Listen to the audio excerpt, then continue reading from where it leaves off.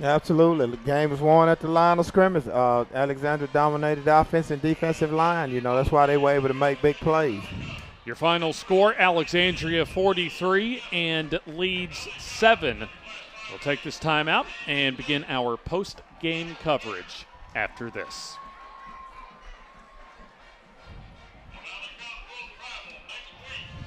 The Calhoun County Commission, made up of J.D. Hess, Tim Hodges, Fred Wilson, Carolyn Henderson, and Lee Patterson, ask you to take a look at what Calhoun County has to offer. Beautiful parks, neighborhoods, recreational facilities, historic sites, and museums. Our citizens enjoy a high quality of life and strongly support the arts. If you are considering expanding or starting a new business, take a look at what Calhoun County has to offer. You will be glad you did. Did you know Kona Ice can help you fundraise for your school? It's true. It's quick, it's easy, and the kids absolutely love having Kona Ice. We'll let you in on a little secret. Teachers love it too. So, how can we help you fundraise this year? It's quick, it's easy, the kids love it, and teachers love it too.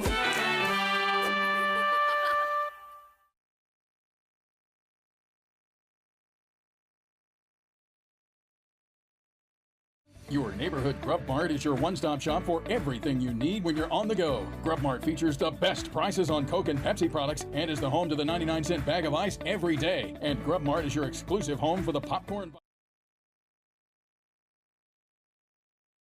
Nights at Farmers and Merchants Bank, we're giving our customers the opportunity to show their school spirit every day with our new Spirit debit card.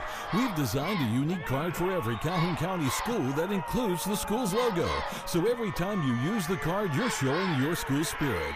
Come in and get your school Spirit debit card today. We've got Spirit at FNN Bank. Service, solutions, and strength. Member FDIC and equal housing lender. Harrison Sports and Chiropractic, located in Anniston, Alabama, is dedicated to their patients. Car accidents, injuries, pain management, or even if you're just feeling the wear and tear of everyday life, Dr. Farr and Dr. Harrison can help. Call them today at 256-231-0417 or like them on Facebook.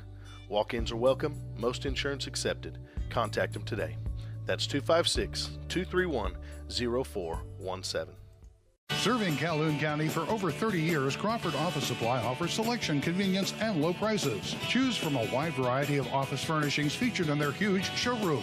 With savings of 50 to 70% off scratch and dent items. You'll find it all from pens and paper to janitorial supplies at Crawford Office Supply, including on-site printing, all backed up by unmatched personal service and free delivery to local business. Crawford Office Supply, 301 South Layton Avenue in Anniston. Remember, buy local, it matters. A final from Death Valley here at Alexandria High School as the Valley Cubs coming into this week ranked number 4 in Class 5A, easily takes down third-ranked Leeds 43-7 as we begin our post-game coverage. James Hardy and Coach Eddie Bullock as we begin our post-game coverage. Final region week here in the 2021 regular season. Now both teams will be going to playoffs and looking hopefully from their perspectives to make deep pushes into the postseason. But if this is a sign of things to come for Alexandria in postseason play, then they certainly created some momentum, as we'll take a look as far as momentum into the postseason thanks to some of these plays tonight.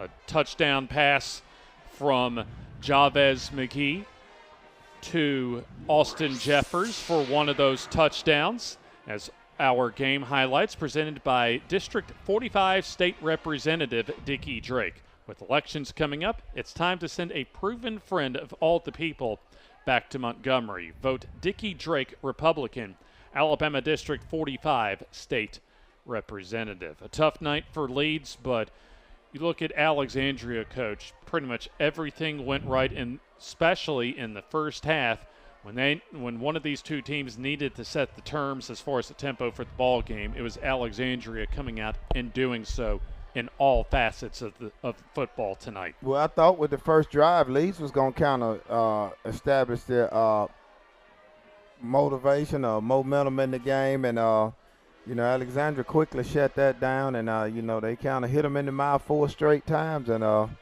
hey, when a guy beating on you like that, eventually you got to lay down. I'll tell you what, when you have a good offensive line, it helps the Antonio Rosses and the Jabez McGee's of the world be able to have big nights like they did tonight. And Austin West getting in on a big pass here down the field to Jabez McGee, one of the top athletes in Class 5A. And McGee kind of hiding behind his offensive line and finding his way into the end zone for the touchdown. Well, you got a double team in that point of contact. He just got behind them 2 wide bodies, and he only needed 3 yards. And, they gave him 5 or 6. So, it's just great team effort by Alexandria all around. We'll pay our bills one more time, and we'll put a bow on tonight's presentation after this timeout.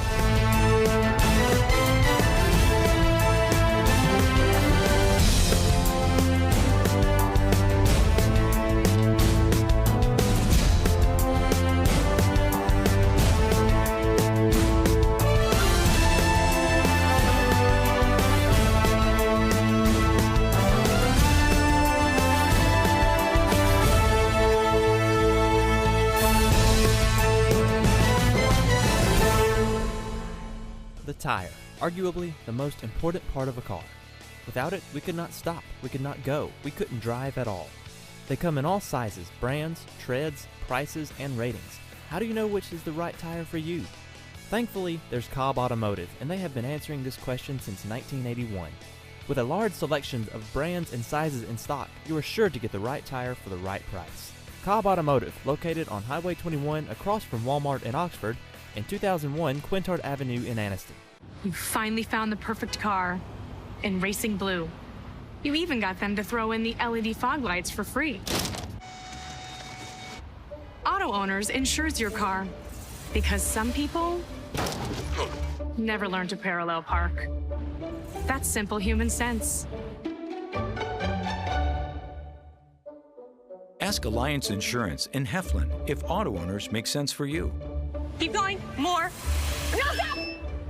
Anniston Auto Trim and Body Shop is your best stop for full-service auto body repair, including all body work and professional painting. They also specialize in complete classic car restoration.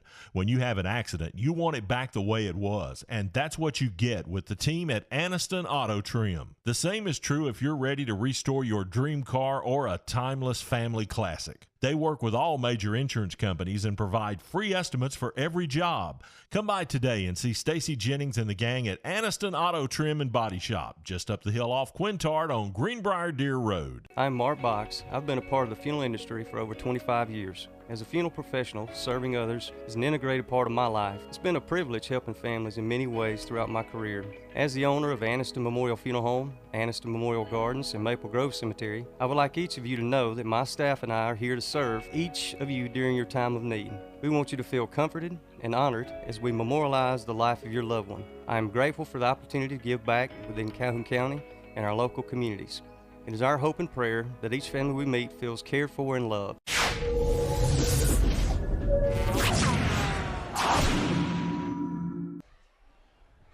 Our FNN high school football game of the week, putting a bow on tonight's ball game, as you see head coach Todd Ginn talking with some of the Alexandria high school supporters after a big night. Quite possibly, coach, in my mind, Alexandria's best game of the season tonight. Absolutely. They did a lot of things great. A lot of things great. And I think this team going to make a deep run. They'll probably be meeting a Pleasant Grove, Ramsey down in the deep part of the playoffs, because I think they look very, very good. They're very impressive. I wouldn't be shocked if we saw them again in the postseason on our FNN Game of the Week. Tune in Tuesday night as our own Jim Jacobs will host the FNN Coaches Show, the Tuesday Night Coaches Show, live from Struts Wings, not too far from us in Oxford, Alabama. 90 minutes of high school football coverage, recapping high school football action, including tonight's game here in Alexandria at Death Valley. And also, who will our Week 9 Player of the Week be this week? as Harrison Sports Chiropractic presents our high school football player of the week. And from week 8 this past week, Anniston quarterback Cameron Sandlin tossed 3 touchdown passes in a huge 28-27 upset victory over then Handley High School.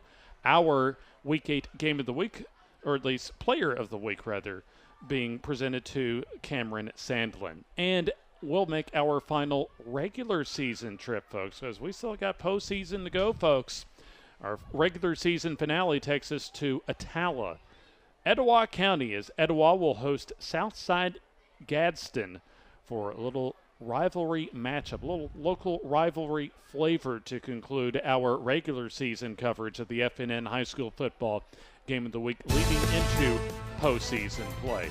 Great job by all behind the scenes for the FNN High School football game of the week, as you see our folks that help us behind the scenes with the technical stuff and the camera work as well, as we will leave you from Larry Ginn Field at Alexandria High School, Death Valley, as it was for Leeds High School tonight. So for Coach Eddie Bullock, James Hardy signing off, as we appreciate you for joining us tonight here on the FNN High School Football Game of the Week. You can catch all of our games and Tuesday Night Coaches Show on demand on all of the social media platforms, at least major social media platforms. So until we make the trip up to Attala to Etowah High School next week, have a good night, a good college football weekend, and we will see you next Friday night on the FNN High School Football Game of the Week.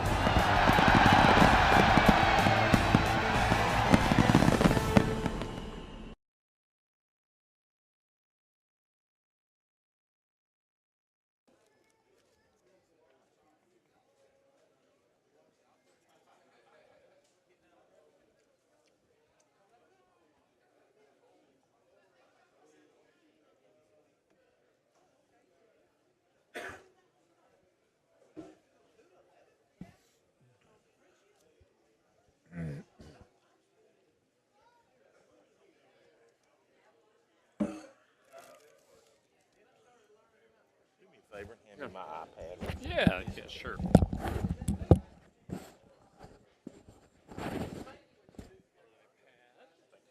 Yep. Hey, start the recorder, Jake. We're good to go. Hey.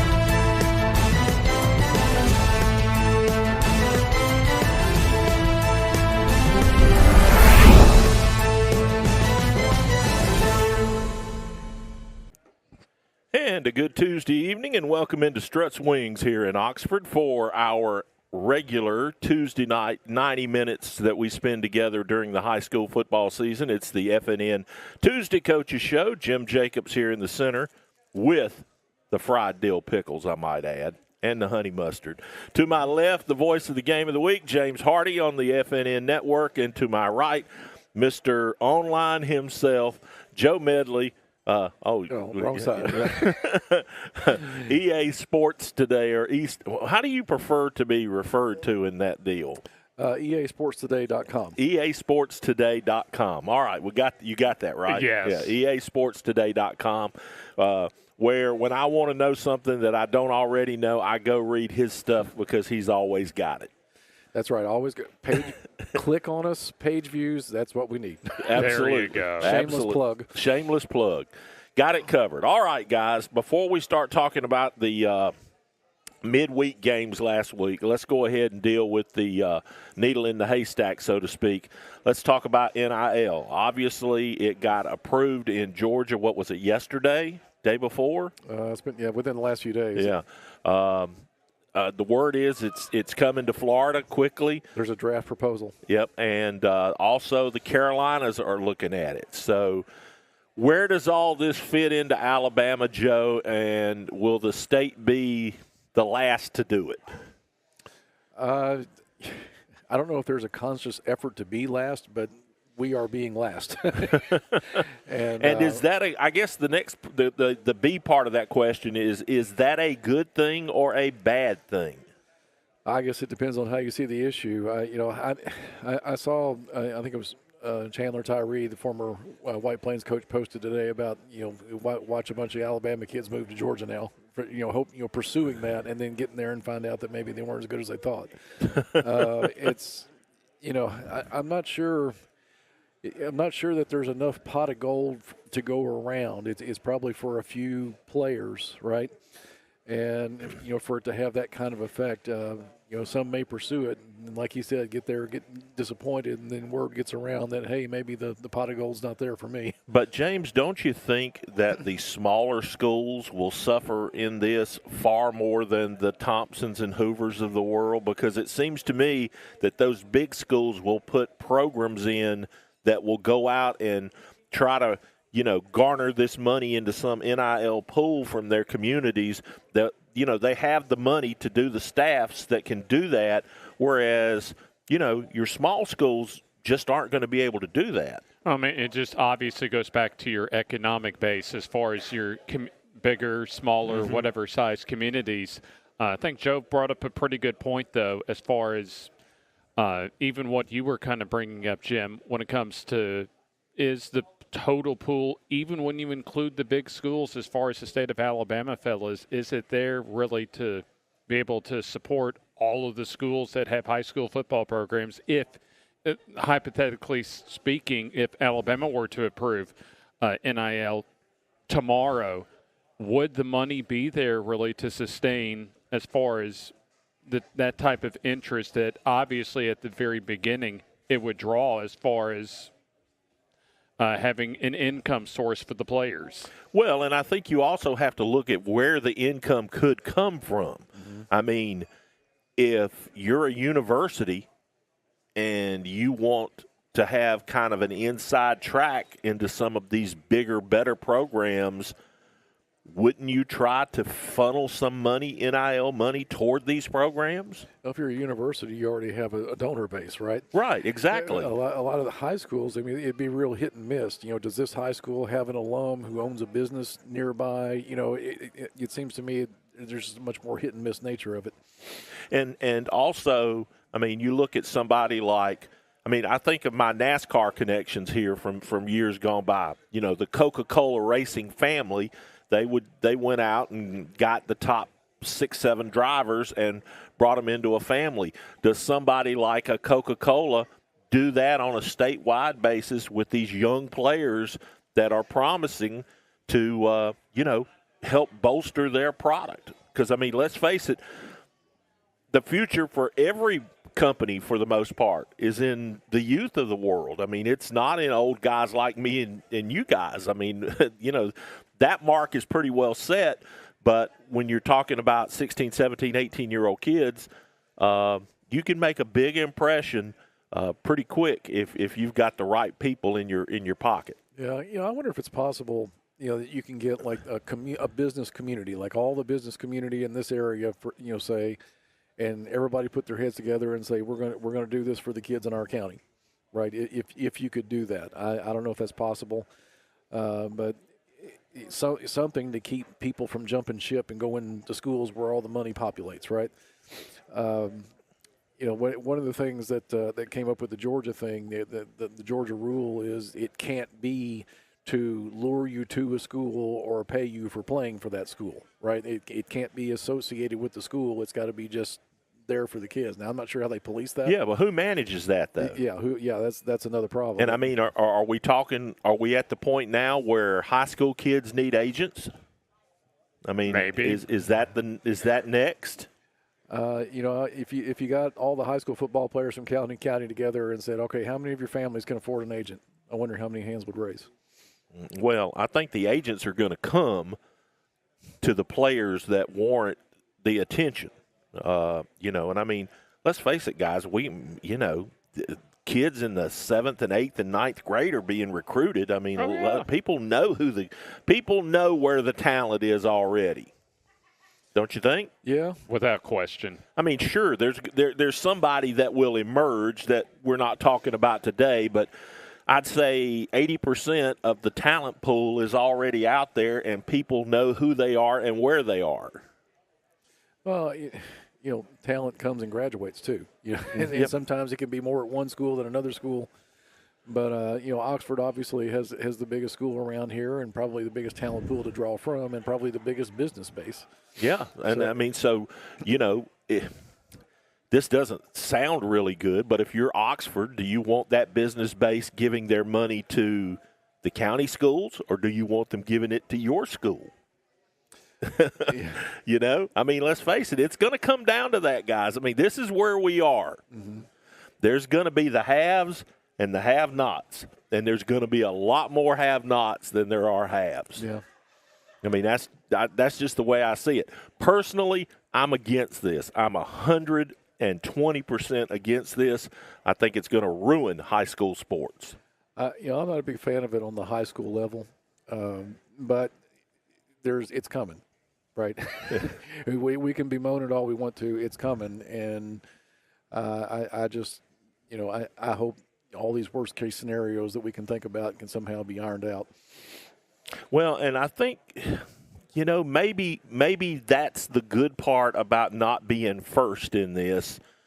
Maybe you get a chance to study what's a better idea, or what appears to work and what doesn't appear to work, and then you can kind of model your program to do that. But I do agree.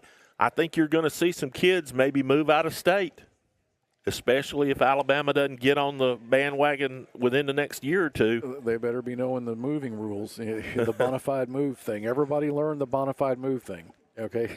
And it's going to be interesting to see the AHSA or any high school athletic association try to police that if it's a mass migration. Are we coming to a point, though, Joe, where it's going to be you can go play wherever you want to in the state? Well, I mean, we've got. I mean, you can move now, right? There's open enrollment, but you still have to. You still have to have, meet the association requirements, right? Yeah. Well, of course. And so.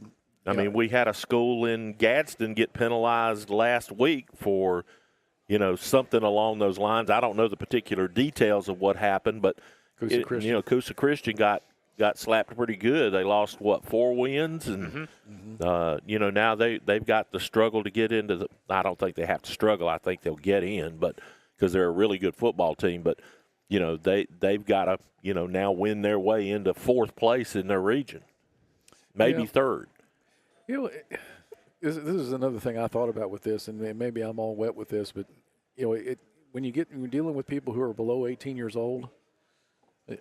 Is child labor even a consideration in this? Doesn't sound like it. Good point. I don't know enough about how that would apply, but that thought occurred with somebody who's under 18 years old, and what does that do? Maybe the families and taxes and all that kind of stuff. And I mean, all that has to be a consideration.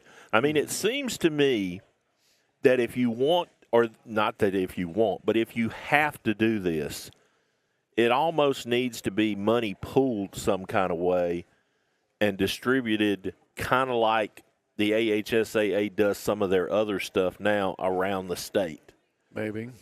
I mean, to me, I can live with that. Now I don't know if the kids wind up getting it or if it stays in the schools, but, I mean, the kids are supposed to get it, I guess. Yeah. But, it's just really confusing, folks. I'll tell you this now. We are in for one heck of a roller coaster ride with this deal, and it's a long way from being over, but the train's moving fast, Joe. And it's one thing for a college coach dealing with young adults to manage, the who's getting it, who's not getting it, jealousies and that kind of thing. When you're dealing with younger kids, it's even worse. I think that's more of a problem. Yeah, and I mean, I think I saw somebody wrote on Facebook earlier this week that, if you're the coach in the locker room and you got 3 or 4 guys getting the money and nobody else is getting anything, how do you deal with that? Yeah. I'm not sure what the answer is. I mean, there's already prima donnas. Now there'll be really big prima donnas. And parents saying, why won't you play my kid more so he can get more money? Exactly. Yeah. Exactly. I mean, I don't like it, guys. You hadn't said much. What do you think? I mean, you deal with a lot of college programs doing what you do on the side. I think at the college level for me, because especially at the power conference level, let's say for football and basketball, because there's more money involved with that, and especially with how the coaching salaries have ballooned to such a figure, that to me, I think it's just when you take a look at the college players from where they come from, and especially when you go, let's say, to Auburn or to Alabama and see, in as far as from a player's perspective, and you see all those jerseys of as far as what a lot of the fans are wearing out in the stands, that for a lot of those players before NIL, maybe that thought comes to mind that, like, why am I not getting a cut of those jersey sales that are coming out that our fans are buying of my number? So I think from a college perspective, I think I'm actually supportive of NIL as far as the collegiate perspective. As far as high school, I'm not nearly as sold on that. In fact, it's a pretty tough sell for me as far as NIL when it comes to high school players. With college, if you're an all-star player in college, right, you have a whole state that's probably a fan base. That's right. And interest in the product and such. And high school, let's say you play for Oxford and you're Rock Thomas. Yeah, right. That's a great example. And you've got a fan base around here in Oxford, and there's a decent business base. That I wonder how much Jack Hayes could have gotten at Piedmont last year. Right. I mean, with the business base that's up there. So I don't know. I think it's a much more complicated matter on the high school level. All right, well, we've got a lot to take care of tonight as you see the games this Friday night for local teams in our area scrolling across the bottom of the screen.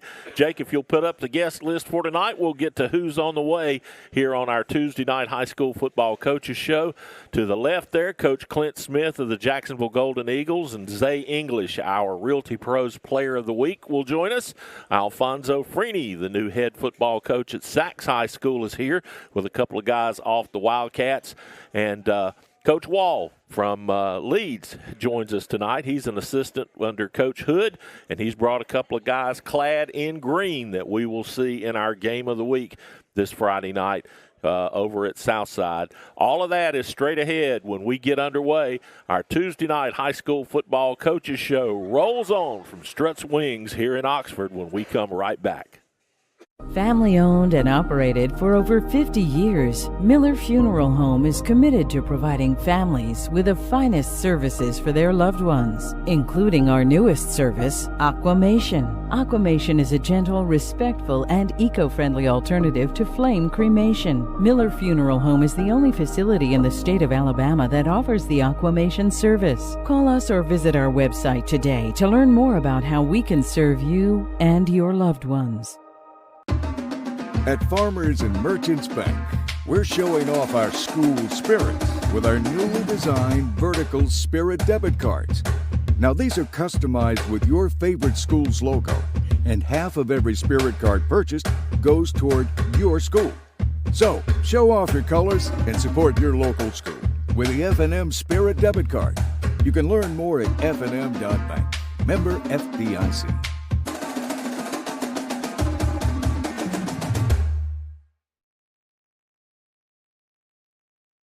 Your neighborhood Grub Mart is your one-stop shop for everything you need when you're on the go. Grub Mart features the best prices on Coke and Pepsi products and is the home to the 99-cent bag of ice every day. And Grub Mart is your exclusive home for the popcorn bucket. Purchase yours for only $5.99, then bring it for free refills throughout the year. And save every day with your Grub Mart Super Saver Card. When you're on the go, it's good to know Grub Mart has everything you need. Gas, diesel, and delicious Oleo donuts. In business over 78 years, visit your local Grub Mart today.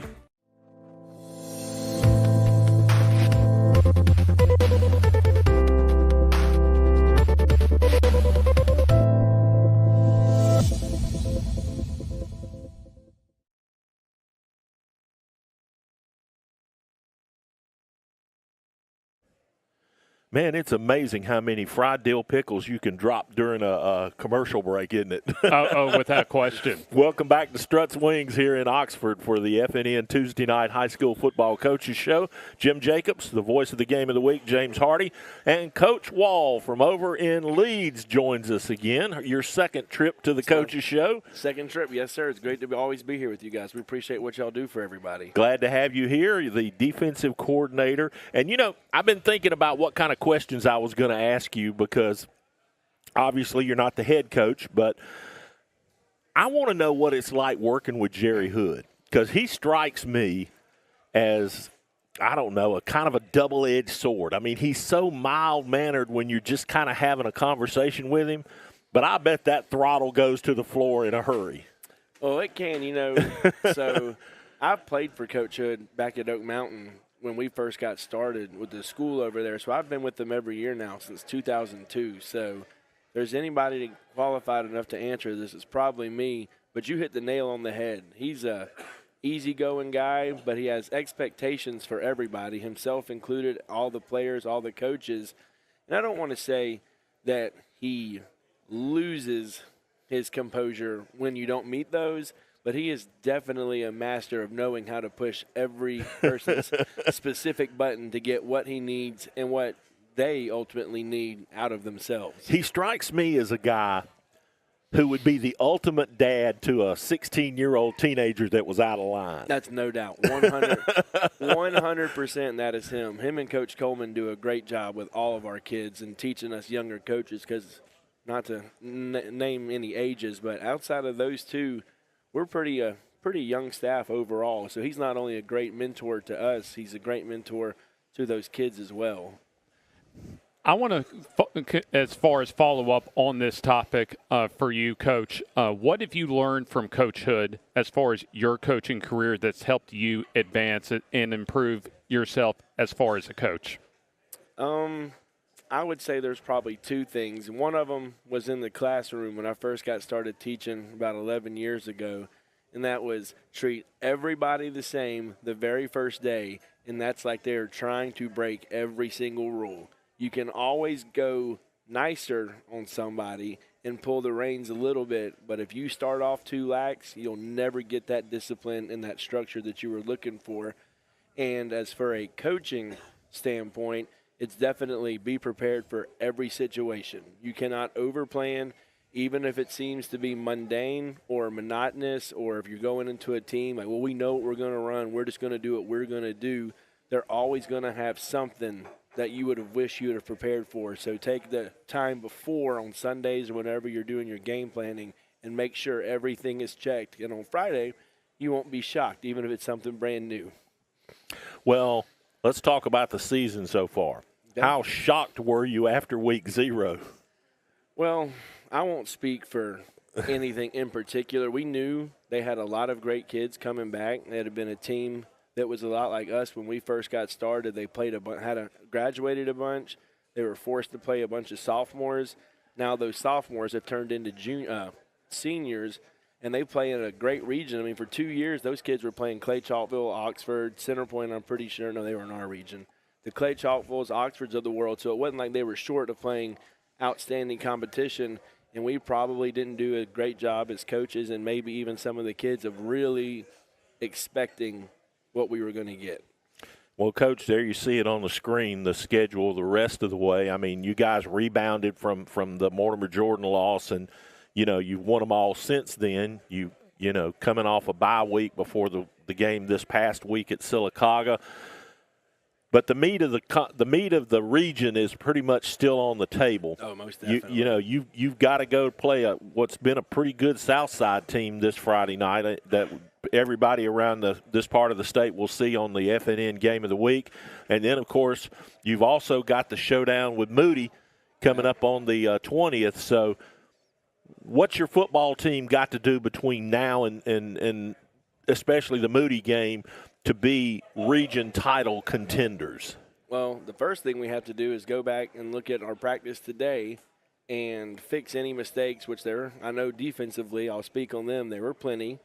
We got to make sure we're better tomorrow than we were yesterday, which we've been today. And then we got to take care of business Friday night, like y'all said, against a great Southside team. And then whatever happens after that Friday, we'll work on Alexandria next because people want to look ahead. But Alexandria has had our number every year we've played them except last year. So that's not lost on our kids, especially you'll meet 2 of them who were seniors that took a couple losses to them before getting over the hump of them last year. So Moody's, I mean, we know they're there. It's not a secret. But they know we're here just like they know whoever they play next is there. So it's not like we don't think that they're out there. We've got 2 games to take care of before we can even turn the film on to look at anything they've done. Speaking of film, as far as your film work for this week, what's impressed you specifically about the Southside offense? Oh, that's their offensive line for sure. Their running back, I mean, he's well known to us this year and last year. They've got 3, if I remember my scouting report right, 3 returning starters from last year. They got a kid that was out at receiver. Now he plays quarterback. So you turn them on. I remember the first thing I said when I turned them on was, oh, my gosh, they're huge. And then I started to think, can we match them physically? And that's been our challenge all week. Like, can we do it? Because when we came up against Mortimer Jordan, I know speaking for the linebackers, we didn't play very physical. And at spurts this season, we haven't played very physical. And when you get in games like this that could potentially have implications on what your legacy is to say for that season, it's got to be 100 plays, 56 plays, 128 plays, however many defensive snaps, and you got to be perfect every play because they are more than capable of beating you and taking advantage of the slightest mistake. What are the challenges as far as having to prepare for a quarterback, in this case for Southside, that's different from talking about Gage Neesmith's injury from earlier in the season? Right. Well, we've had enough tape on the new one to understand that he's just as good. He can move. He can throw it. He knows what to do with the ball, how to not create turnovers or how to not put themselves in a negative situation. And he's got a great running back next to him that all he needs is a sliver of air one way or the other, even though he might supposed to be hit the A-gap. If he sees that backside B, he's going to cut it. And if you're not there and fitting our fence, he's taking it to the house. There's plenty of film of him doing that we show every single day so that our kids can understand this is going to be the best team we've played all year. You know, Coach, not to try to look ahead too far because obviously this Friday's game is huge for the region and what's going on in the season, but can you talk a little bit about the Moody rivalry that has developed? Because I can remember talking to Coach Etheridge several years ago when Leeds and Moody couldn't play one another. Right. I mean, it just wouldn't happen. And now it's happening, and you guys are just so close to one another, and both programs seem to have become relevant. So, I mean, to me, it's everything there. But, I mean, we see a lot of rivalries, but this one sounds like it's real meat and potato stuff. Well, it is, and that's what's so great. Now, glad our kids get to experience things like this, like the game this week, the game next week, the Moody game, and even the Lincoln game. These are things that you work all summer and all off season for, just to have the opportunity to play in big games. And so when it comes time for us to play Moody, it's huge for the kids. It's huge for the two communities. I mean, a lot of the Moody people came from Leeds decades ago, 5 years ago, 6 years ago, 1 year ago, whatever it may be. So it adds some juice. It's going to be a great atmosphere, no doubt, and it's always great having the opportunity to play a team that's going to give you their best, because we feel we've worked hard enough to earn every team's best effort. You know, the other thing, too, about the game there at your place is there is no other side. Not another side. You know, there's that bank over there with that wave, and, you know, it's just a different stadium environment. Talk about that just a little bit. Well, I love it, one, because I think we're on the other side, which makes it a lot easier when it comes time to talk about in-game adjustments or maybe avoid a distraction or two. But the communities will handle it great. I mean, last year, me and the other coaches, we went to a middle school game at Bill Morris Stadium, and when we looked there at a middle school game, and you realize how big that place actually is, and all we can remember is looking around and on their sideline and our sideline just being a wall of people. And to my knowledge, 0 incidents, which shows that it's a healthy rivalry and a respected rivalry, because it's two communities knowing that people are working towards a common goal on the field, and that's to win, but they're keeping it about the kids first, which is hopefully what everybody will continue to do, because there have been enough stories in America of people taking it not off the doing field. that yet. Right. Let's get back to your squad. You had a very talented defensive unit last season that really was, especially along the defensive line, that I thought, at least when we saw y'all against Alexandria, was a strength, maybe the strength of your team. How's the defense been in the big picture so far this year for your squad? Well, we were fortunate enough to return every defensive line starter except one and rotator. So we knew going into the season there that would be our strength, that we could build around that. We brought back both corners in Jeremiah Hall and Miles Ashford, who turned into really solid players for us. And we brought back one starting linebacker, which was our will linebacker, Josh Lee, who we moved him to Sam. And then we've had to, like the joy I've got to talk about with y'all before, we've got to mix and match kids, some that played offense. I got a linebacker that was a receiver this time last year, then a safety. Now he's a will linebacker. The Mike linebacker was last year's running back, and we've mixed and matched some pieces that so far every week have gotten better. And that's really all your ultimate goal is. You want to make the playoffs and get better every week, and then see what magic you might catch as you work towards a possible state championship, but really just getting the opportunity for one more Monday once we've earned that right. Talk about coaching number 6. Oh, coaching number 6. Well, he's Kavion, and yeah, that's right. I've had the pleasure of getting to work with him since he was in the 8th grade. And I'd be remiss. Obviously, he's the big-name guy. He's got all the offers, all the hype. But the guy across from him, number 7, Chris Burge, is just as good. You'll see him tonight. Big guy, another great kid. And the best thing about those two, and we always point to this maybe to our younger kids, we've never had to ask those two to work hard. They're there. They give the best effort they can, and they try to have the best attitude they can have. And we tell them all the time, if you can do those things, give the best effort, do the best of your ability, and be a good person, good things usually happen to you. And if that doesn't equal a win, you still won in life. All right, Coach. Well, tell us about the young men you brought with you tonight that James is going to get to visit with here in just a second. All right, so the first one I just mentioned, that's right. Chris Burge. He's our buck, recent UAB commit. Great young man. Really loves chicken wings. That was his highlight of him coming out here tonight. And that's kind of knew how I could get him out here. You just tell him you go get something to eat. Yeah. And he's a 4-year starter. And then we've got Taylor Pulliam, who plays center. Is that where you're at now? All right, he plays center. I think he's a 3-year starter. He's another one of those kids, hardest worker, always the first there, smile on his face, gives nothing but the best he can possibly do. And if you're into farming stuff, I believe he's the one to talk to because he has stories for days about ducks and goats. And everything else he's got on his little farm that he lives on. Write that down. Goats. I will. Yes. All right, Coach. Well, of course, we're looking forward to seeing you guys over at Southside Friday night, but we're looking forward even more to the battle for 411, Moody and Leeds, coming up on the 20th, and that will be FNN's battle for the belt. That 11 pounds of gold will be handed out to the winning team that night once the scoreboard totals it up and we see how it all stands.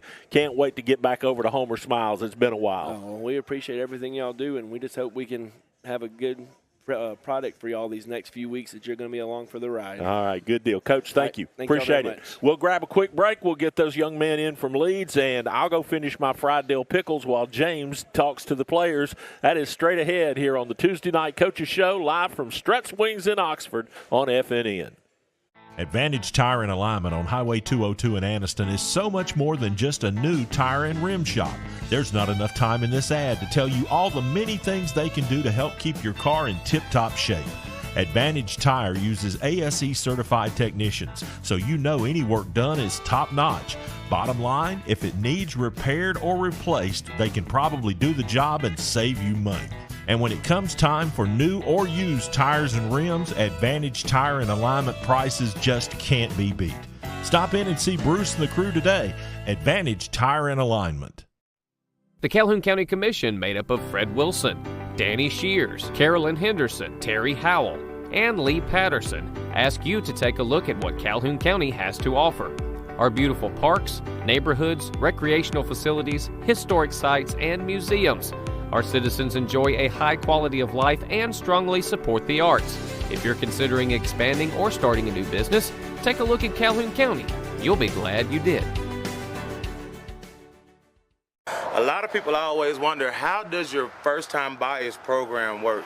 Hey, I'm here to tell you that we do bad credit, good credit, even no credit at all. I even got down payments as low as $500, even got cards as low as $169 a month. So stop by, let's check it out. Let's see if we can get you approved today. Come by at 411 East Street North, Talladega, Alabama, 35160. Telephone number 205-332-7993. Let's come get you a bill deal.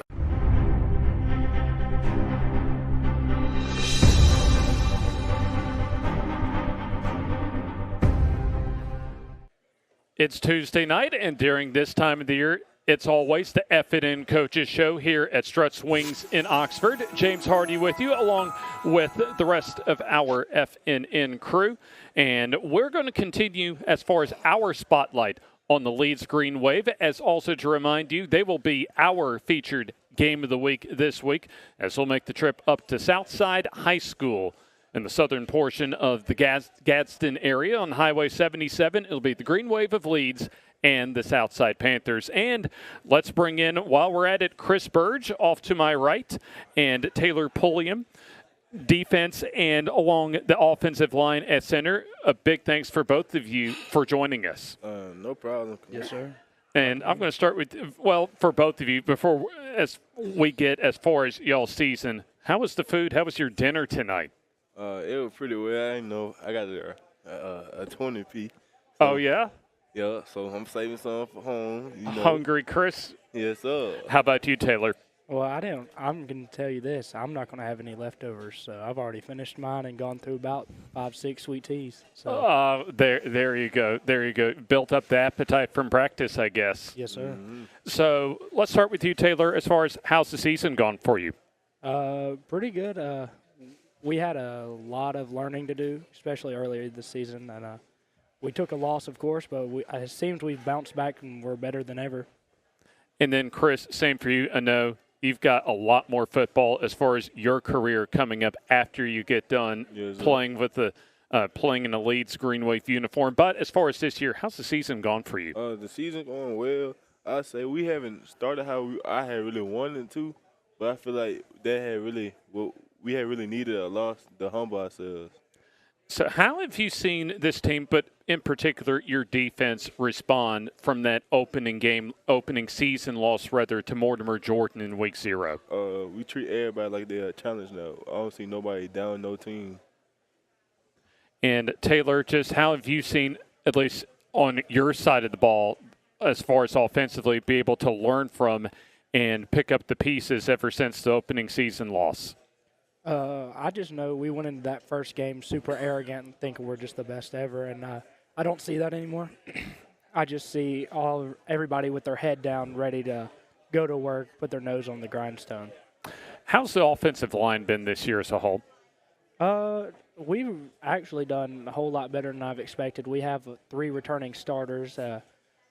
Someone who's newer to offensive line played defensive line last year, and he's really stepped up to be our right tackle. He's fit a big role and done really well, and I think we're a pretty solid offensive line. And I know we were talking about with Coach Wall before y'all joined us. This is your 3rd year as far as being a starter for Leeds. Just how have you grown as far as your own football career at the varsity level? Definitely a lot stronger, a lot faster, and I'm pretty sure I have all of Coach Hood's playbook memorized. So definitely able to think on my feet more, run the offensive line or the offense along with our quarterback. And then, Chris, I want to get as far as your college of choice, but I also want to ask you, too, how have you grown as a football player ever since you first stepped on the varsity football field? I've been playing varsity for a little minute now. When I first stepped on the varsity field, I felt like I matured as a person and as well as a football player. And then, Chris, I know you're going to be playing at the collegiate level very sooner than you know. But what was attracted to you as far as UAB as a program? I really like Coach Patrick. I really bond with Coach Patrick and like Coach Neffer and everybody down there too, and like staying close to home. And then let's get to this week, Friday, a big game, big region game, Southside, a really good squad, especially offensively. What are the challenges as far as for your side of the ball, Chris, as far as going up against a talented offense in Southside? All coaches been saying all week going to be a battle in the trenches. I think that's going well for like both sides, offense and defense. If the D-line don't do their job or if the O-line don't do their job, we might lose, might win. And I know, Taylor, in a lot of these type of ball games, sometimes your best defense is your offense staying on the field. Has that kind of been the message for the offense as far as in practice this week? Yes, sir. We've been told get 1 more first down, give those guys 4 more plays to get a break, give them a breather so they can recuperate and be at their best for the next series so they don't give up any big plays. Taylor, how big of a game is it this week? I've been looking forward to this one all year. It's definitely going to be a defining game for us as a team to figure out where we really stand. I know it was an interesting game when y'all last played Southside and at Leeds last year. Southside actually just about took a halftime lead, but y'all were able to really take control late in the second quarter and basically pull away progressively and steadily in the second half. Yes, sir, and I'd say that's our goal is we don't want to get too high, don't want to get too low, but we want to stay where we're getting better with each play or each drive. We want to be constantly getting better, not worn down. Now, I'm not sure how much, as far as during a game when you're on the sideline, that you get to watch Chris in the defense, but how talented is Chris as a defensive player? Well, I can tell you we go against him about every day, and I've definitely never seen anybody like him or Chris or Kavion. So along with that, they're making us better, and we try to give them the best that we can, but sometimes they just beat us. Are they some of the best defensive players in the state? Yes, 100%. And then I'll throw it right back at you, Chris. What's it like in practice going up against your offense? Pretty good. I feel like we make each other better. Like, I won't be as good as I am today without his help, and he won't be as good as he is today without my help. And then we'll leave off with this. How important is it for your team, for Leeds, to get a win this Friday night? I feel like it's very important because I feel like we the underdogs, and like since we lost our first game, ain't nobody looked at us in like the same respect as Leeds football no more. And I'll leave this to both of you. This just popped up. Where, as far as I guess the potential, where do you see? How far do you think this team can get this year? I feel like we can do better than we did last year. And then same for you, Taylor. What's the potential for this team this year? I think we can go all the way. We had a chance at it last year and just kind of blew it there in the last seconds of the fourth quarter. I think we can do it again. I think we're more family than we are a team. We're brothers to the end. So I think we have more of a connection, and that makes us better on the field.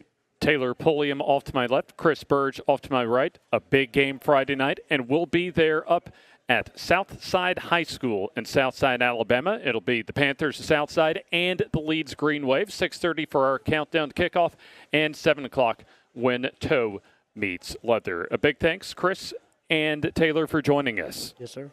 We'll go ahead and send it to timeout. Still a lot more of the FNN Coaches Show. Still have sacks, Jacksonville High, and our Player of the Week 2 award, and we'll roll on with the FNN Coaches Show after this timeout. Family owned and operated for over 50 years, Miller Funeral Home is committed to providing families with the finest services for their loved ones, including our newest service, Aquamation. Aquamation is a gentle, respectful, and eco-friendly alternative to flame cremation. Miller Funeral Home is the only facility in the state of Alabama that offers the Aquamation service. Call us or visit our website today to learn more about how we can serve you and your loved ones. Your neighborhood Grub Mart is your one-stop shop for everything you need when you're on the go. Grub Mart features the best prices on Coke and Pepsi products and is the home to the 99-cent bag of ice every day. And Grub Mart is your exclusive home for the popcorn bucket. Purchase yours for only $5.99, then bring it for free refills throughout the year. And save every day with your Grub Mart Super Saver card. When you're on the go, it's good to know Grub Mart has everything you need. Gas, diesel, and delicious Oleo donuts. In business over 78 years, visit your local Grub Mart today. Griffin Laser Engraving in Lincoln is your authorized local dealer for personalized Yeti products. Get your Yeti customized for your team, a business, or a special event. Your color, graphics, even photos. At Griffin Laser Engraving, we make it the way you want it. Order just one or hundreds, and you'll find a full line of Yeti coolers and accessories on hand, even the hard-to-find items. Nationally recognized, but right here at home in Lincoln for quality awards, trophies, powder coating, and personalized Yeti items, Griffin Laser Engraving. About Ron. Well, the 19th.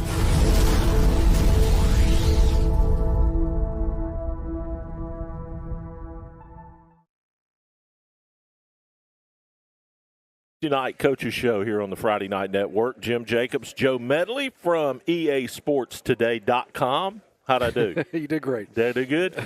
And this guy doesn't need much of an introduction. You're kind of an old school guy now around Calhoun County. Coach Clint Smith of the Jacksonville Golden Eagles joins us here at the table. And, boy, what a season so far. Yeah, it's, we're doing well right now, playing pretty well. I think Friday night against Ohatchee probably played our best game all the way around. Offensively, we came out and established ourselves very quickly and, was able to put, 51 on the board. And really defensively, we played really well.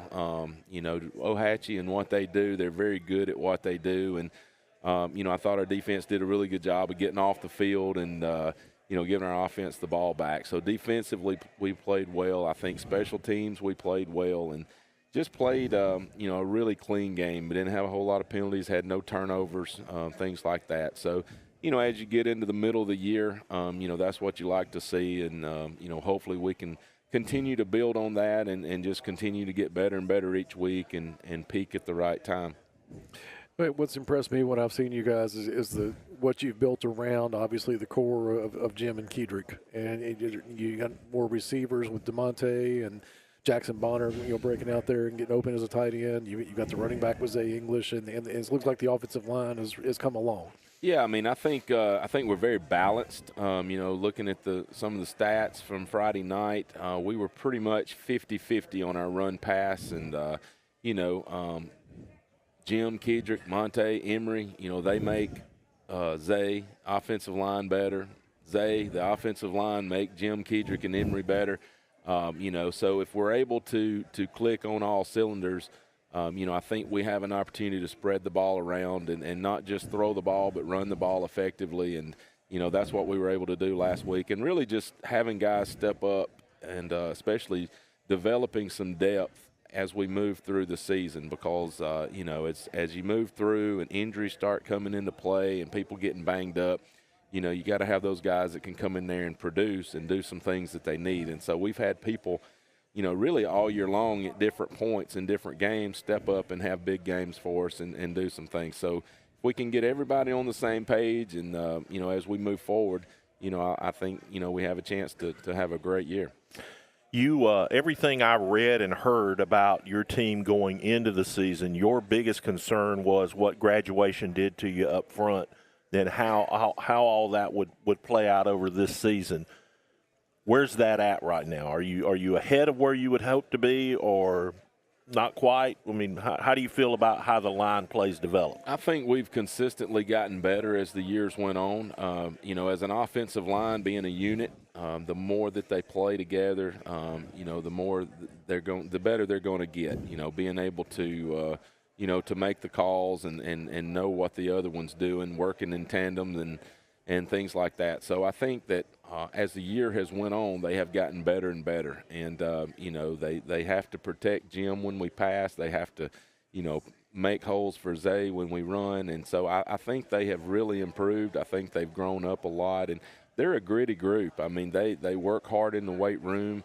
They get along together, off the field. And so, I think they have made a very conscious effort to continue to get better. And I think they knew going in that they were probably the question mark, having to come in and play for the first time and replacing, a group of 5 guys that had started for 3 years. And so I think they took that personally and they took that as a challenge. And I think they've, up to this point, they've risen to the occasion. And we still got some improvements that we can make, and we can still get better in a lot of areas. But I do think they have they've worked really hard and done a really good job. How the fact that you all played as well as you did and came as close as you did at Hanley, how much is that kind of a motivating thing going forward in case you see maybe not them, but maybe that same quality again, in the playoffs? Yeah, I mean, we knew going in, that was going to be a big measuring stick. Their front 7 is outstanding, probably, one of the best in Class 4A, and, they're really good. And, I think you take a few things away, and we have, we've got the ball with 4 minutes to go in the game with a chance to go down there and tie and send it into overtime, and, had chances. The lead went back and forth. So, our guys competed extremely well that game. We made a few mistakes early that I think, let them get up on us, at the beginning of the game. And so, but I thought we competed. I thought we were physical. Which was a big key. Anytime you play a team like that, you've got to be physical, match their physicality, and I think we did that on both sides of the ball. And so, we looking forward. There's a lot of Hanleys in 4A South. Yes. That was going to be my next question. So, there's 7 or 8 schools in 4A South that, if they get hot at the right time, can represent the South in the Super 7. And so, but playing Hanley, competing with Hanley, having a chance to beat Hanley, definitely gave us a shot in the arm. I think from that standpoint, we felt like we could have won the game. So we were not, happy with the outcome. As far as a moral victory, we felt like we had a chance to beat them, and we didn't. So we didn't make the plays. But it's just one of those things where it's going to make us better. I think that next week of practice, because we had to come back in and get ready for Anniston the next week, and I really think that.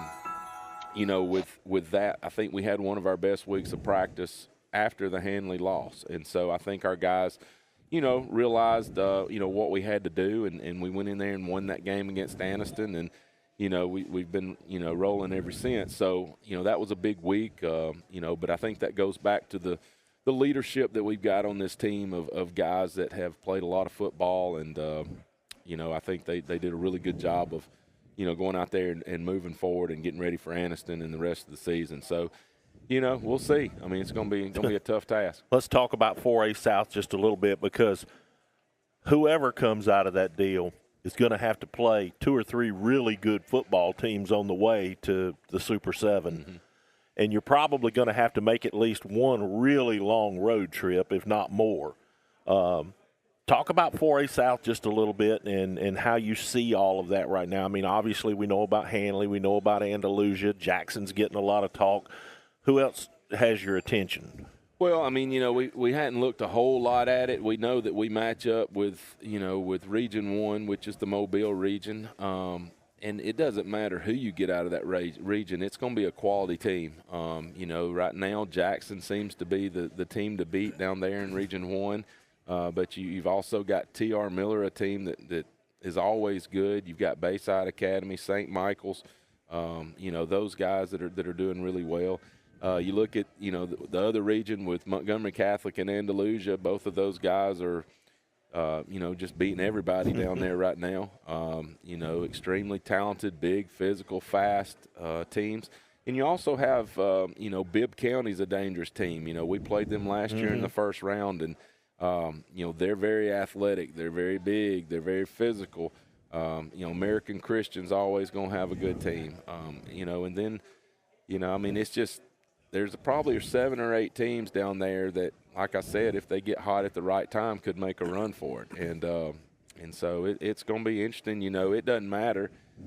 You're going to get a lot of very tough matchups in the first round in the South. Yep. And then as you move forward, it just gets tougher, and it gets tougher, and it gets tougher. And so, you know, it's going to be one of those things. Whoever can stay the healthiest through all that, you know, is going to probably come out of the South. And it's just, I mean, it's going to be a very physical.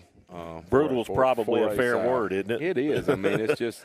You know, whoever can make it out of there and still have 11 people to put on the field. I mean, so it's definitely, you know, very, you know, in my opinion, probably the toughest class, you know, in the state as far as, you know, the 4A South. So, you know, hopefully we'll be in that conversation. You know, that's our goal, but we have to continue to get better and you know, be clicking on all cylinders if we, you know, end up having to play some of those guys. Going back to your North days and how deep that 2019 team was, your backup quarterback that year was an 8th grader, and we used to talk about, man, imagine him as a senior. Yeah. What here it is. How's that looking? It's been great. You know, he's first of all, you know, he's a great kid. I mean, you know, he's just one of those guys that comes to work every day, works hard in the weight room, works hard in the classroom. Everything he does it top notch, and he's very humble, and he makes everybody around him better. And, you know, just his work ethic and the way that he has grown. He's gotten taller, he's gotten faster, he's gotten stronger, and that's just because of the work ethic that he has. And, like I said, he just makes everybody around him better, you know, and the relationship that he has with the team. I mean, he is a lead-by-example guy, and he just goes out there to work every day, and people follow him. And, you know, he can be vocal when he needs to be vocal, and when he does, people listen. And but, you know, it just goes back to, you know, like in the off season, you know, riding by the field and seeing him and our receivers or running backs out there on the practice field on a Saturday or Sunday afternoon, just throwing routes, just working, just doing things. And I think the relationship that they've built, you know, over that time really shows. You know, when he's back there in the pocket, if he gets flushed out of the pocket, those receivers know what they want him to do, and he knows what they're going to do. And so, you know, it's just a connection that has been built over time with just their work ethic. And, you know, the guys that are there catching the passes have been out there working too. And so, you know, just a real good, you know, consistent guy in everything that he does. And it's been fun watching him come through over the last few years. You know, he punted as an 8th grader for us, and you know, I mean, he's just tremendous athlete, and we know that he's going to do, you know, great things at college, and we look forward to watching him. Clint, you've obviously had some pretty good running backs up at Jacksonville. Talk about Zay a little bit. We're here to recognize his performance this past Friday night. How does he fit into the conversation of all the good people that you've had there? Well, you know, Zay is, you know, Zay has worked really hard in the offseason. You know, he was our starting running back coming into last year. About week 3, had a pretty bad ankle sprain, and, you know, G. Turner took over for him, and pretty much it was probably 4 or 5 weeks before Zay could make it back. And, you know, never really was the same. And so worked hard in the off season, got stronger, got faster, and he's really stepped into that role and done a really good job. And, you know, we've had some really good ones over the past 12 years, and you know, he's definitely on his way, you know, to join that club, and he's just a junior, so that's a good thing. He's coming back next year, you know, to be a senior, and so, you know, he's going to keep working, and he's getting better and better. And, you know, like I said, when Zay's better, then Jim is better. When Jim's doing his thing, and he makes Zay better. So, you know, it's just they complement each other, and we understand that, you know, having that 50-50, you know, run pass like we've been able to have, you know, the past several weeks is a big thing, and being able to just take what people give us. And so, you know, he's done a really good job for us. Before we get Zay in here to hand out the hardware tonight, I'll close with this. You went there in 2019. You didn't win it. I know that leaves a bad taste because obviously it's hard to get there. Mm-hmm. But how much is that a driving factor in wanting to do it again since you've tasted it? Well, I mean, you know, it's one of those things where, you know, when I was, you know, around Coach Horn and all that, you know, some people say, well, if I could just win one, you know, well, you win that one, and it's like it's the drive so much better to win another one, and then, you know, another one. So, you know, it's not something that ever goes away. I think, you know, being able to make that in 2019 and for those guys on that 2019 team to take that next step, you know, for our program, just kind of solidified, you know, that we belong in the conversation. And, you know, it's one thing to belong in the conversation, but then you got to make the plays, and you got to do the things to get there. I mean, it's extremely tough to get there, whether you're in 4A South or whatever it is. You got to be good. You got to be lucky. You got to stay healthy. There's so many things that go into that. And, you know, there's been a lot of really good teams that's never, you know, played for one or you know, won one. And so we want to get back, of course. I mean, it was an awesome experience for our kids and our community. And look, our community's been great. I mean, we have, you know, they show up every Friday night, whether we're at home or on the road. And so it's just been good to see over the past several years just the excitement that is at Jacksonville and the excitement of Jacksonville football and, you know, support of our kids and things like that. So, you know, hopefully we can get there. I mean, that's the goal every year. And so, you know, we'll see. It takes a lot, but you know, you always want to be there at the end, and you want to go as far as you can, and that's what we're going to do each and every year. And, you know, if you were north, instead of you in Handley, it'd be you in Cherokee County, right? Yeah. In the same region. Yeah, I mean, you know, you're kind of at the mercy Pick your poison. Of whatever you do. So. Well, listen, thanks for coming. I know you're always busy, and we appreciate it. And congratulations on the new facilities. They're spectacular. Appreciate it, guys. We're very fortunate. All right. Coach Clint Smith of the Jacksonville Golden Eagles will get Mr. English in here and hand out the crystal along with a couple of his other teammates straight ahead here on the Tuesday Night Coaches Show on FNN. Family owned and operated for over 50 years, Miller Funeral Home is committed to providing families with the finest services for their loved ones, including our newest service, Aquamation. Aquamation is a gentle, respectful, and eco-friendly alternative to flame cremation. Miller Funeral Home is the only facility in the state of Alabama that offers the Aquamation service. Call us or visit our website today to learn more about how we can serve you and your loved ones.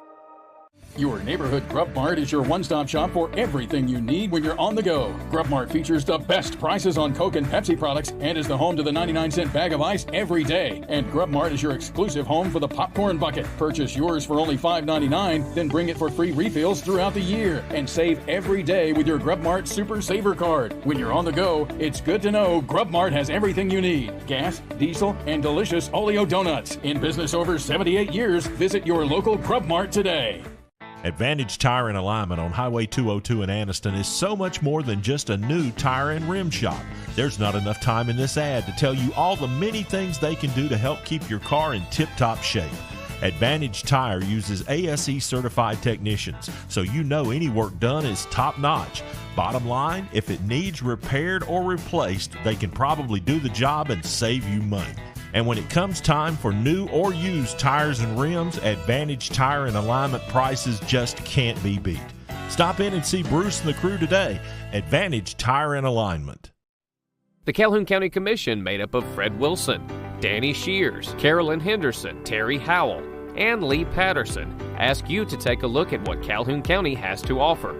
Our beautiful parks, neighborhoods, recreational facilities, historic sites, and museums.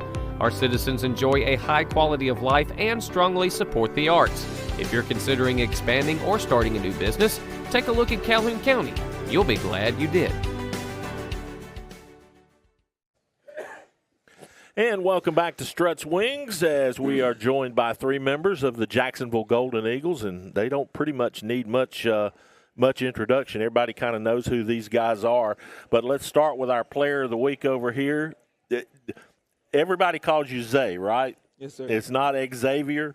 Well, my first name is Xavier, but right. Everybody's called me Zay. Everybody calls you Zay. The first thing I want to tell everybody is, Kirby, this is your replacement right here. He's a member of Golden Eagle Media, and Joe Medley told me you were like shadowing him last week at a game doing pictures. Oh yeah, I was. It was Piedmont Anderson game. Yeah.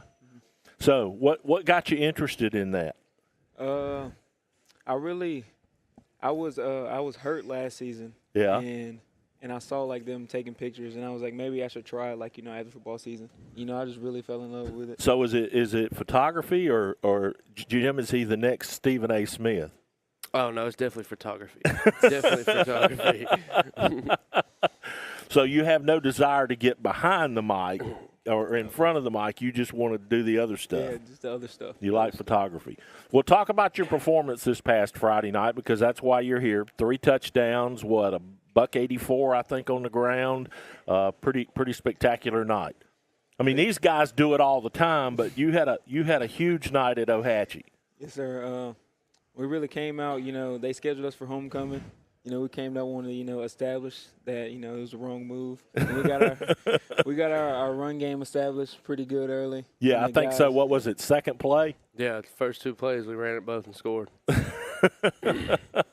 So for fans that don't know, what's that play called?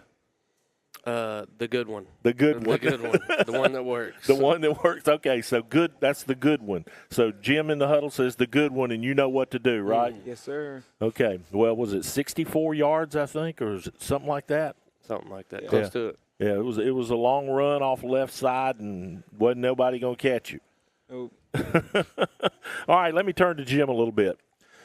Obviously, you get a lot of attention for you started forever, and you've been very successful. You're going to Troy after you finish here. And what's it been like to work with this team and kind of see how things have progressed? Because, I mean, you've been around a long time. Mm-hmm.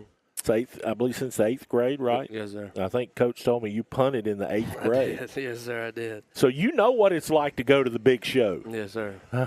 Yes. How bad you want to go back? Oh, I think it makes it even more. Ever since that year, the past 3-4 years, it's been just a second round for us.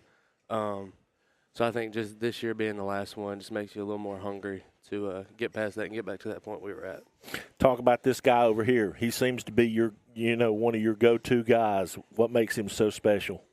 Just the way he does things so effortlessly, and he puts in the work every day on and off the field, and that connection we have is special, and it's really been fun to play with him.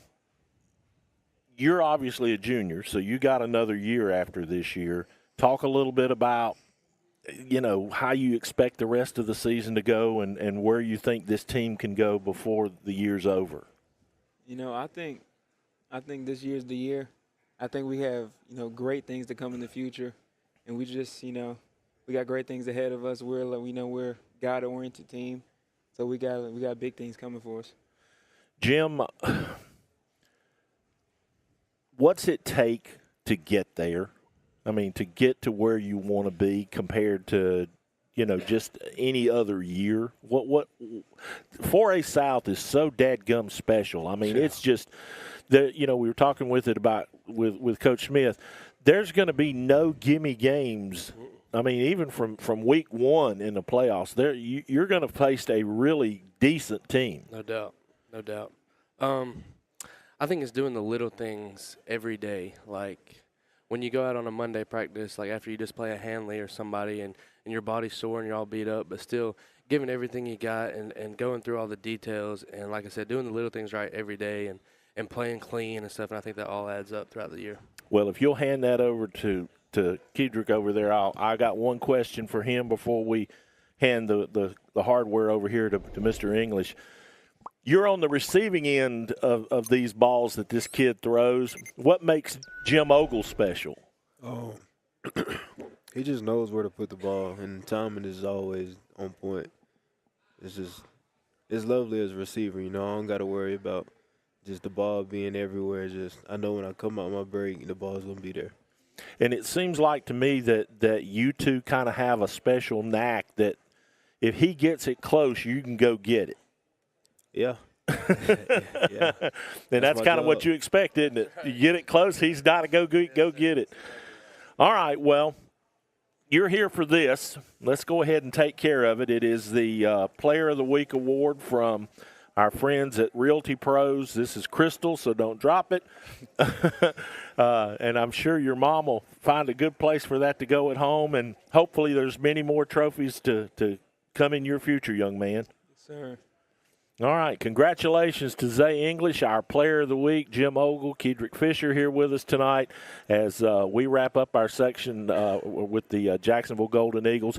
Guys, best of luck the rest of the way. Hope you can get there. Thank you. Thank you. All right, we'll be right back. Sacs Wildcats are next here on FNN.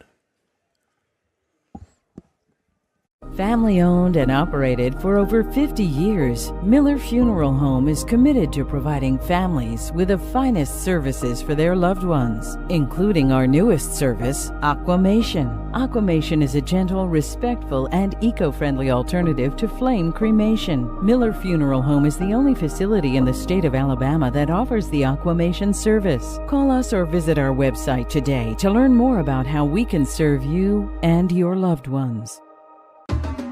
At Farmers and Merchants Bank, we're showing off our school spirit with our newly designed vertical Spirit debit cards. Now these are customized with your favorite school's logo, and half of every Spirit card purchased goes toward your school. So, show off your colors and support your local school with the FNN Spirit debit card. You can learn more at fnn.bank. Member FDIC.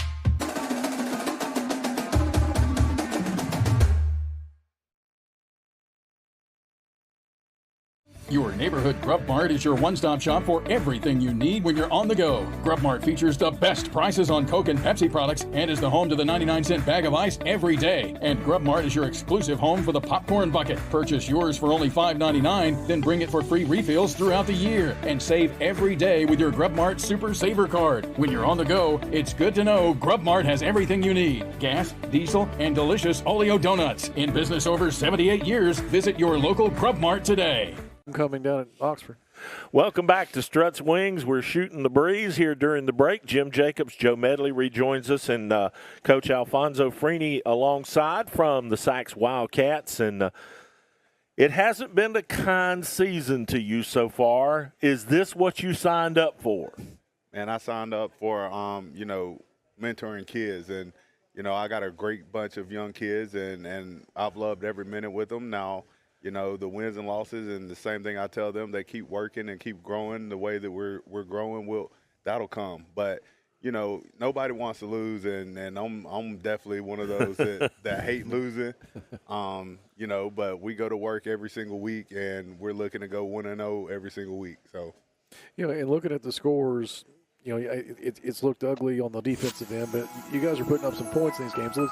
They're not quitting. Right, absolutely, and that's been the big thing. And we go in at halftime, and a lot of our problem is we start slow. We start slow defense, then we'll kind of get into a rhythm. We've had a trouble getting off the field on third down and those type things. But I tell them all the time, like, you can either lay down or you can keep fighting. And they keep fighting for me, and I appreciate that. And I told them last week against Comer. Comer was a very good football team, yep. And that's the thing with us right now. We hadn't had the easiest schedule in the world. No. So. In fact, we'll put your schedule up on the screen here for folks that don't know. You're right, Coach. Your schedule's been pretty brutal. There it is right there. That's it. And I tell you, you look back at the Ohatchee game, and I go back through it with the kids, and, Ohatchee game, we're in there the first half, and then we come out at the halftime and make all kind of mistakes and fall behind. And same thing with Beulah and Childersburg. Mistakes killed us. Well, look ahead. I mean, there's the road map right there in front of us. Talk about the rest of the way and where you think you can find some success. So, I honestly and truly believe that our kids and our football team have opportunity to win every single game that's left. Now, with that being said, we're going to have to work. We got to cut down the mistakes. We got to get off the field on third down. We got to take care of the football. We got to get some guys healthy. The injury bug has bit us a little bit. But, we got guys to step it up, and we're just young, and if those kids keep growing each and every week like they've been growing since week 0, we're going to be fine. I think we got an opportunity to win each and every game left on our schedule. How has Jamoris Young progressed as a quarterback this year? He's becoming more and more of a leader. He's had to do some things, and we challenged him to grow up, and he's having to grow up fast. And I'm really not easy on him. I'm hard on him on being a great student and also being a great leader and those type things. But he's getting better and better each week. I think he needs to be able to use his legs more. I think we talked about him holding the ball too long and those kind of things and just making quicker decisions. But all that stuff's going to come, as he gets older as well. I don't know if you can draw a comparison here for us, but you obviously played at a high level. Does that make you a different kind of coach? Because you obviously have a better understanding of the game than most because of the level you played at. But does it make you a different kind of coach? So I think being coached by Coach Jack Crow makes me a different kind of coach. But no, I think when I started out in my career, I think I talked a lot over kids' heads because of how much knowledge I have had of the game of being a college football player. Right. So me now, I have to really reassess myself when I'm coaching them to make sure that I'm teaching them the way that they're going to understand. So, I've got to do a better job and a great job of those kind of things. And I have to, like I said, I got to self-assess all the time just to make sure that I'm giving them the verbiage that they can understand. And but as far as I am very hard on them. I'm very hard on them, but I also let them know that I love them. But I'm hard on them because I want them to have those opportunities that I had in college if they want to go play college ball. And, at the end of the day, it's like I tell them, life's not easy on you. I want you to be able, I want you to lay down when things get hard in life. So, that's just the kind of way that I coach. And that's the way I was coached in high school by Trent Taylor and in college by Jack Crow. Speaking of a higher level, your alma mater is 4-1 in FBS football this year. And what to make of that? And I think Jacksonville State has always had winners, and even from my time there and before me and these guys now. And I think you can put us in any conference, and JSU is going to be a winner. And I think it just goes to the people. It really speaks volumes of the people that's there, the people at the top of the program and those kind of things. And Coach Rich Rod, he's doing a great job, and they're exciting to watch. I love watching them. They had me scared the other night, but hey, they came back and pulled it out. So, I think the interesting thing about Jacksonville State is the part of the state geographically where the university is located, because other parts of the state have other schools that the fan base can gravitate to, but Jacksonville State's kind of sitting in its own little area, and it's always had a certain amount of following, but I think it's about to catch another gear. I think so too, and I think when that happens, this place is going to blow up. It's gonna explode with people, and it's already growing, and I'm hoping that that'll help the surrounding high schools and things like that get more guys in and those kind of things as well. And just think about the recruiting radius and what's close to you. Kind of all around there, too. All right, you're a guy that's kind of fresh off of, playing at a high level. When you hear people talking about doing NIL for high school kids, what does that do to you? Man, that's a tough one. You had to hit me with that one tonight, huh? Well, I'll say this. The state that I came from, they actually had a meeting, I think, talking about NILs and those type of things in Florida. And, I just saw where Georgia has passed They've approved it. They've approved it. So, it's only a matter of time. And now I'm one of those guys, I'm not going to sit here and say it's right or wrong or end it, whatever. It is what it is. And, I feel like me as a coach, I'm just thinking about what ways can I help my kids out if this does happen. But I think it's just going to add a whole nother layer to football, like high school football especially. Like now what are we going to do about the recruiting aspect of it, you know? And is it one of those things, or if you're going to allow NILs, then you might as well do away with the recruiting part, or you're going to have to patrol it even more than you do now. I think we're headed to open enrollment across the state. I think so too. Okay, can you imagine what it's like with 14 to 18-year-olds and some kids getting money, some kids not, and what it's like to manage that locker room? And it's already tough trying to manage it without that, And the one thing that I don't think people understand is, little Jimmy that doesn't play for your football team and they have a lot of money and he's getting an NIL deal because their parents know such and such. Now, what about your superstar guy that's supposed to be the guy on the team, right, that's going out getting 300, 400 yards and you can't get him an NIL? Like, you're going to run into those type of problems and issues. But, like I said, I'm one of those guys, like, it is what it is, and when it comes to it, like, we'll figure it out. I hope you're right, Coach. Talk to us about the two young men you brought with you tonight. So I brought Gage Brown and where is he? And Jaquay. Gage Brown, Jaquay. I thought they had walked out on me. But, no, these two guys are young guys, and it just shows as a testament of what we have coming up. Gage and Jaquay, they're at everything. They show up on Friday night, and they play hard. Jaquay's he's our starting right guard, and he grades out higher than anybody else on the offensive line. Gage, he's played so many different positions for us. He's our backup quarterback. He's played tight end for us. He's played linebacker. He's played outside linebacker. If I ask him to go play offensive line, he'll go do it. He's just that type of kid. And, they're both on our leadership council that we've started, and they're important piece of not only the future but of our football team right now. Coach, I know it's easy to come talk to folks like us when you're winning, but when you're having a tough season like you guys have, we appreciate you taking the time to come sit down with us and talk about Sacs football. Absolutely. I appreciate you guys having me. And, whenever you got a group of kids like I have, it's not hard to talk about them at all. Were the wings good? Hey, they were good. They were great. I just think we only get easier from here. Coach Alfonso Freeney from the Sacs Wildcats will get his young men in here. James will visit with them next, and then we'll wrap it up here on a Tuesday night on FNN live from Struts. Thank you. Advantage Tire and Alignment on Highway 202 in Anniston is so much more than just a new tire and rim shop. There's not enough time in this ad to tell you all the many things they can do to help keep your car in tip-top shape. Advantage Tire uses ASE certified technicians, so you know any work done is top-notch. Bottom line, if it needs repaired or replaced, they can probably do the job and save you money.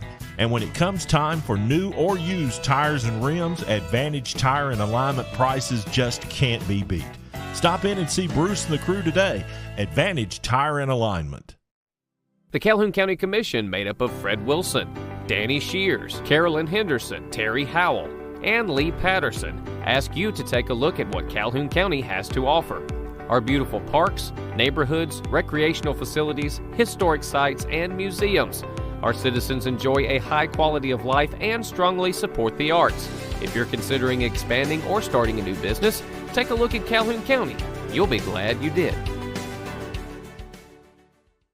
A lot of people always wonder, how does your first-time buyers program work? Hey, I'm here to tell you that we do bad credit, good credit, even no credit at all. I even got down payments as low as $500, even got cards as low as $169 a month. So stop by, let's check it out. Let's see if we can get you approved today.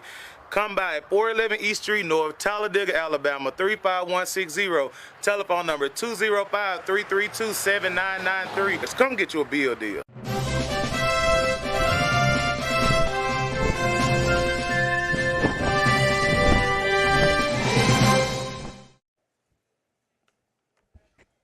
There we go, and we return to Struts Wings here in Oxford as we're rolling toward the finish line this Tuesday evening on the FNN Coaches Show. James Hardy with you once again as we continue to feature the Sacs Wildcats here at Struts Wings in Oxford. And I have off to my left Gage Brown, the tight end and linebacker for the Wildcats, and on the offensive line at offensive guard, Jaquay Judkins. Yeah. Thanks for joining us, both of you. Thank you. I know it's been obviously when the wins aren't coming to you all during the season, it can be a tough season. But as far as just how's the season been, regardless of the win total and the win and loss column, how's the season been for y'all? And we'll start with Gage on that. Well, I feel like as a team overall, we just took it week by week, getting better. You know, our team is young, and that can be like a blessing and a curse to like a lot of coaches if you think about it, because as of a season right now, we're young. We got a lot of new people who hasn't played football, so you got a lot of them who's just still learning. And coming into next year, I feel like with them new kids and all that, will be better because they'll be able to progress and be better. And Jaquay, obviously with a young team, a new coach coming in, how's the growth process been for y'all as players this year? I feel like that we have been growing week by week, and we're improving. You know, it's been a hard process, you know, because a lot of young guys are coming in, first-time players, first-time on varsity. You know, have a lot to learn, a lot to get used to, but I feel like we're doing great. How's the growth process been for you this year? I've improved a lot since last year. My first time playing, I was in 9th grade, starting on varsity, so it was a lot to learn. It was fun though. I feel like I've grown a long way, so yeah, I did well. Where do you think you've grown the most? Probably knowing what to do, like knowing the plays and stuff. Cause our plays did change this year, but it's still the same, you know. Basically, we do all year. But I would say one part, I'd probably be pass blocking, like as a lineman. Very interesting. So, Gage, I'll throw it right back to you as well. Where do you think you've been able to grow the most as far as a football player this year? I feel like me personally, I've grown probably everywhere, because last year I didn't play a lot. I was mostly on special teams, like kickoff return. So it's my first year actually touching the field. So I feel like everywhere almost for me. And then kind of talk about what it's like playing for Coach Freeney. You know, Coach Freeney, he's like a really good coach. You know, he's actually out there with us. He actually tries to get out there and get better with us. He's always on your tail. Like if you're slacking, he's always on your tail. You know, he just wants to see you improve, not even just as a football player, but just as a man overall. So, Jaquay, would you then consider? Do you have the same type of, I guess, perspective as far as Coach Freeney being like a hands-on coach? Yes, sir. He's very involved with the team. You know, he always pushes us to do better. He always tells us to be great every day, you know, never too high, never too low. You know, he keeps us on the right track and stuff. I really appreciate that. What are some of the goals, not only for the team, but also for both of you individually, as far as when it comes to the last month of the regular season? Finish out the season strong, you know, don't let our progress go to waste as a team, you know. Individually, it would be to get better than I was last week. And then same for you, Gage. What are maybe some of your personal goals as far as what you want to be able to accomplish going down the last month of the regular season? Me personally, I just want to be like one of them team captains who's just always there for my team no matter win or loss. You know, just always letting them know that football season has been fun with them, even though it hasn't been how we wanted it to be. You know, we've just been a good team, and that I just want to cherish every moment with them. And then with you, Gage, as far as where do you think this program can go as far as Coach Freeney's leadership? I feel like the way he pushes us to be leaders on the football field, I feel like it wouldn't go down nowhere. You know, we're gonna, you know, throughout the rest of the season, even if it's just the raw losses, we'll just be better. And then I know you still have a lot of playing time coming up as far as your high school career with Sacs. But where do you see as far as the potential beyond this year as far as Coach Freeney at the helm at Sacs? I feel like Coach Freeney stays, we have a lot of our players. Our potential is really high, especially our young guys. I feel like we can go pretty far. Does it help y'all as far as Coach Freeney's past playing? What's it like as far as being able to play for someone like Coach Freeney that's been able to play at a school like Jacksonville State in his past? It's a new, new feeling. You know, I have never had Coach Freeney before. It's always been like Coach Miller. But Coach Freeney has showed me a lot and stuff, you know. And then what are some of those differences that as far as playing, as far as being coached by Coach Miller and then Coach Freeney now? Let's see. Coach Freeney is more involved. Like I feel like Coach Freeney, you know how to resonate with young guys. You know, get them pushing themselves to be better every day. Very good. So, Gage Brown and Jaquay Judkins, we really appreciate you for joining us. And by the way, how was y'all's food today? It was great. It was great. Very good. So we'll go ahead and take our final timeout, and we will wrap it up here on the FNN Coaches Show for this Tuesday evening at Struts Wings in Oxford. Family owned and operated for over 50 years, Miller Funeral Home is committed to providing families with the finest services for their loved ones, including our newest service, Aquamation. Aquamation is a gentle, respectful, and eco-friendly alternative to flame cremation. Miller Funeral Home is the only facility in the state of Alabama that offers the Aquamation service. Call us or visit our website today to learn more about how we can serve you and your loved ones. Your neighborhood Grub Mart is your one-stop shop for everything you need when you're on the go. Grub Mart features the best prices on Coke and Pepsi products and is the home to the 99-cent bag of ice every day. And Grub Mart is your exclusive home for the popcorn bucket. Purchase yours for only $5.99, then bring it for free refills throughout the year. And save every day with your Grub Mart Super Saver Card. When you're on the go, it's good to know Grub Mart has everything you need. Gas, diesel, and delicious Oleo donuts. In business over 78 years, visit your local Grub Mart today. Griffin Laser Engraving in Lincoln is your authorized local dealer for personalized Yeti products. Get your Yeti customized for your team, a business, or a special event. Your color, graphics, even photos. At Griffin Laser Engraving, we make it the way you want it. Order just one or hundreds, and you'll find a full line of Yeti coolers and accessories on hand, even the hard-to-find items. Nationally recognized, but right here at home in Lincoln for quality awards, trophies, powder coating, and personalized Yeti items, Griffin Laser Engraving.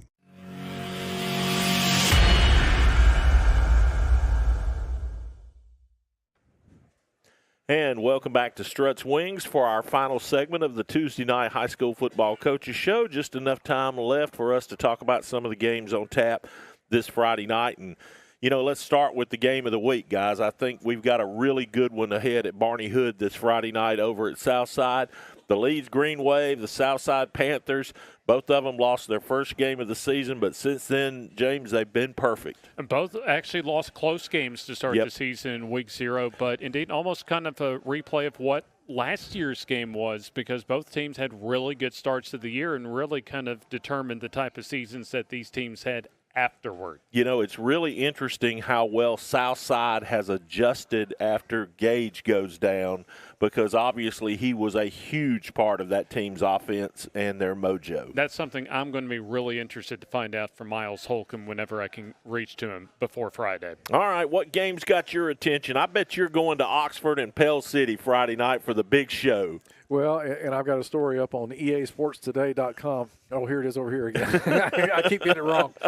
The screen's looking backward at me, but yeah, there's two coaching homecomings this week with Steve Smith coming back to Piedmont for Westbrook Christian, and Rush Probst coming back to Calhoun County now with Pell City and to coach a game. It's going to be his first regular season game to coach in his native county in 31 years. And, well, he won't be happy for long. Oxford's going to come into that deal with a mad on after Hartselle this past Friday night, and woe be it for the Panthers from across the bridge. That's all I got to say. Yeah, well, and he, when I talked to him last night, he kind of acknowledged where Pell City's program is right now. He kind of sees Oxford as a place where he wants Pell City to be in 2 or 3 years, but I bet they're gonna be competitive for a little while though, at least. Yeah, it'll be fun, that's for sure. And of course, both sides will enjoy the early minutes of it. But I think that one gets out of hand pretty quick. And we got to talk about Steve Smith returning to the Field of Champions in red instead of blue. And knowing Steve, I bet he wants that one pretty bad. Well, the thing is, and this is the thing he talked about when we talked, he didn't really want to make it about him, because it's a game with two teams that really need to win the game for the playoffs. Right. And so there's a lot more going on there for those two teams, and really something more pressing. But yeah, I'm sure, there's some sentiment there for him. Of course, his wife is still coaching there in softball. His daughter is a senior there. Had it been one more week, it would have been homecoming, and his daughter would be homecoming queen. But it's I imagine it's going to be just from the stands perspective, it's just going to be an emotional pitch there that night. Yeah, I mean, I just can't imagine what will go through that man's mind when he walks out onto that field and it's not his field anymore. And sees, players that were his players last year. Yeah. Some coaches that were his coaches last year, and of course they look over there and see him and see James Blanchard, and it's going to be very emotional night at yes. Field of Champions. Yes. No doubt about it. All right, let's see what else is up this week that we've got our eyes on. Well, Anniston and Hanley, I think it's going to be an interesting game in Class 4A Region 4. Is there any way Anniston goes down there and pulls that off? Well, I mean, you would certainly pick Hanley to win the game, but when you have athletes like Anniston has, you don't ever count them out.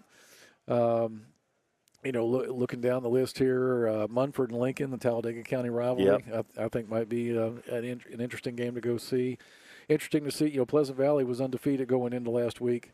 And this week they're playing. I think Locust Fork is undefeated. Yep, and on top of the region for sure. And Pleasant Valley's got some injuries, so we'll see how they rebound.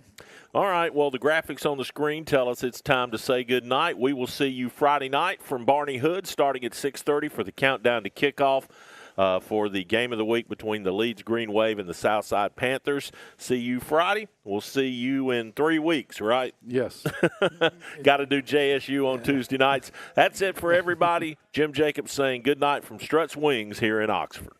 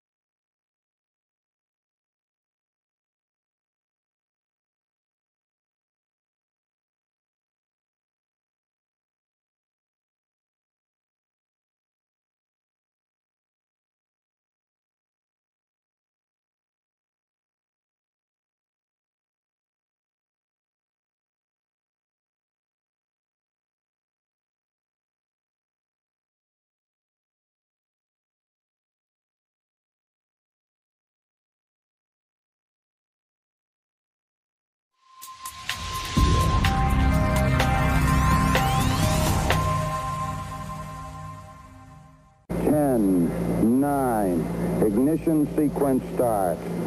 6, 5, 4, 3, 2, 1, 0. All engine running. Liftoff.